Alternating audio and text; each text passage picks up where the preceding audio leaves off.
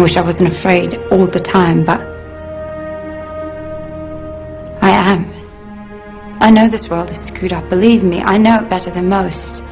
Which is why I wanted to ask if there's anything I can do to help make it right. Please let me know. If you wish.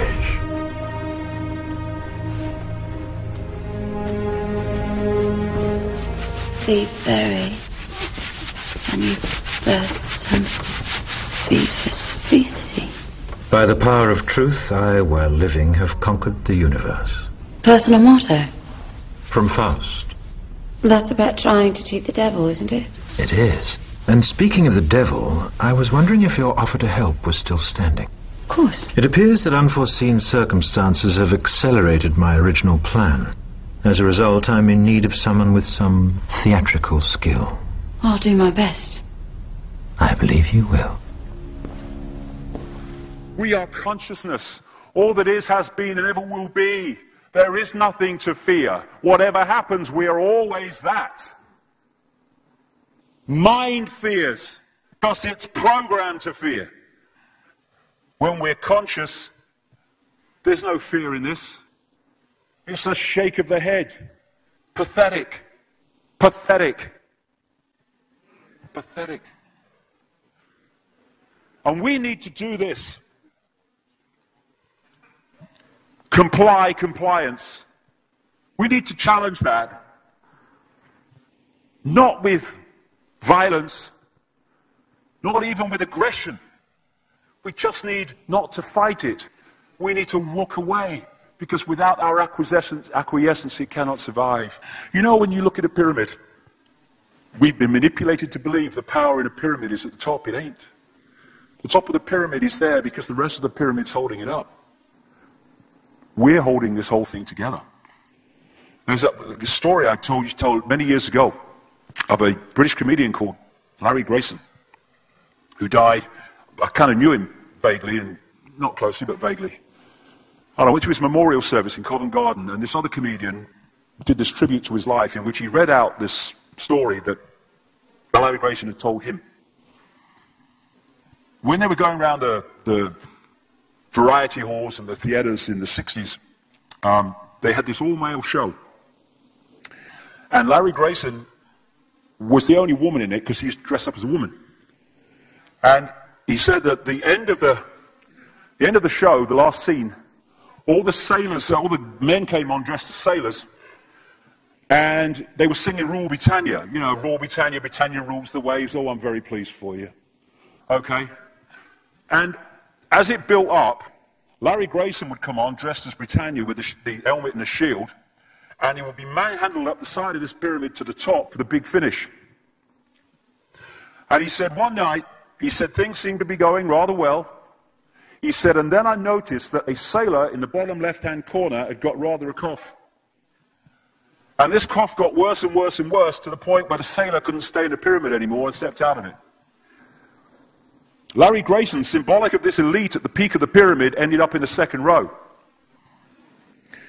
And the elite, the power center, had done nothing to bring about this. One sailor, the bottom of the pyramid, had got a cough. And the whole thing collapsed. And I listened to that and I thought, my God, yes, that's it. We, the powerless people, are holding the powerful people up there, and they know that. They're terrified of us realizing that. Do you remember that movie, animated movie, A Bug's Life? A Bug's Life with the grasshoppers? And what happened was, there was these ants, an ant island as they called it, and these grasshoppers used to come every year and take all the food, and the ants had to spend a whole year gathering the food together for the grasshoppers because they were terrified of the grasshoppers. There weren't many of these grasshoppers, and one day they're in their winter quarters in a tree, these grasshoppers, and they've got all the food they need, and someone suggested among the rank and file grasshoppers that they didn't need to go to Ant Island this year because they had all the food they needed. And then out came the leader of the grasshoppers to tell them the facts of life, and the few are going to control the many. It's a wonderful speech. If you ever can see that movie, A Bug's Life, I do recommend it. And he said, basically, They outnumber us 100 to 1. And if ever they figure that out, there goes our way of life.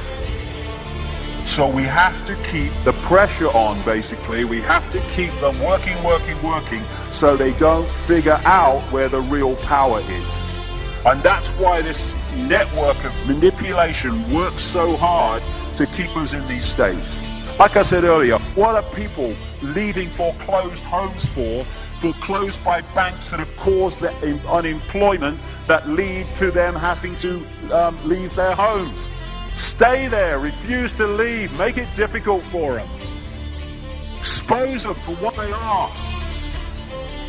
We make it so easy, the non-compliance.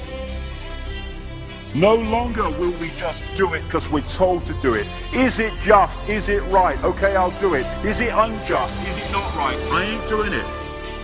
We start to make the decisions on what we will and will not do based on our values and not some imposition from the dark suits. These people are gonna give me, grant me, or grant me not my freedom. I'm all that is. You can't grant me freedom. No one can grant me freedom. I am freedom. It's what I am.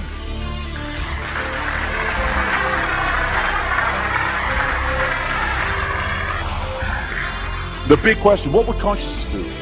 What would consciousness do in this situation? And when we ask that question, it really just changed the way we see the world. Not what would I do, mind, or frightened. What would consciousness do?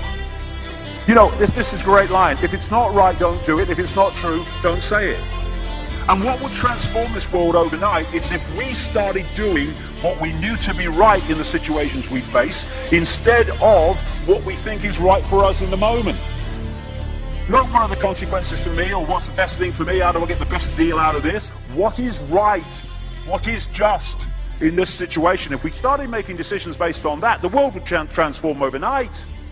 These are very simple things. If we want a world of peace, then we need to be peaceful. We don't need to fight for it. We just need to be peaceful, and we'll bring that about. If we want a world of kindness, we need to be kind, and then it will naturally unfold. We don't fight for kindness. As Martin Luther King said, it's a wonderful saying, piece of oratory. Cowardice asks the question, is it safe? Expediency asks the question, is it politic? Vanity asks the question, is it popular? But consciousness asks the question, is it right? And there comes a time when one must take a position that is neither safe, nor politic, nor popular, but one must take it because it is right. And when enough of us do that, what is right will manifest by definition. And we're in this position now where this vibrational change, this energetic change is taking place, where we can start cracking these eggshells, where we can start becoming the full magnitude of who we are, where we can be consciousness in the now, using mind to experience this reality instead of being governed by it, turning the key to let consciousness in. We're being offered this opportunity now. No longer can we say we didn't realize who we are, we didn't know we could do that. I was kind of waking up one day, and I saw this earth imprisoned, and I saw this big lock and a key going in and being turned. I went on the internet just very shortly afterwards. I was looking for a picture, not this one, and that's what I saw. The picture I'd just seen in my half kind of sleep. And that's what we're being offered the chance to do now, to turn the master key called becoming conscious that will bring an end to this. It's being given to us, we just need to take it. And to take it, we need to say enough. Enough of being enslaved by these people, enough of being enslaved by our manipulated ignorance, enough of being enslaved by the fear of being who we are.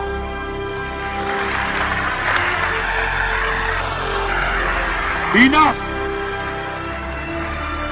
It is time to fly.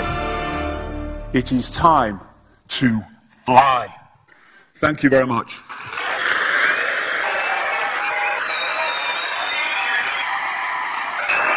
Thank you. Thank you very much. Thank you. Thank you. Thank you.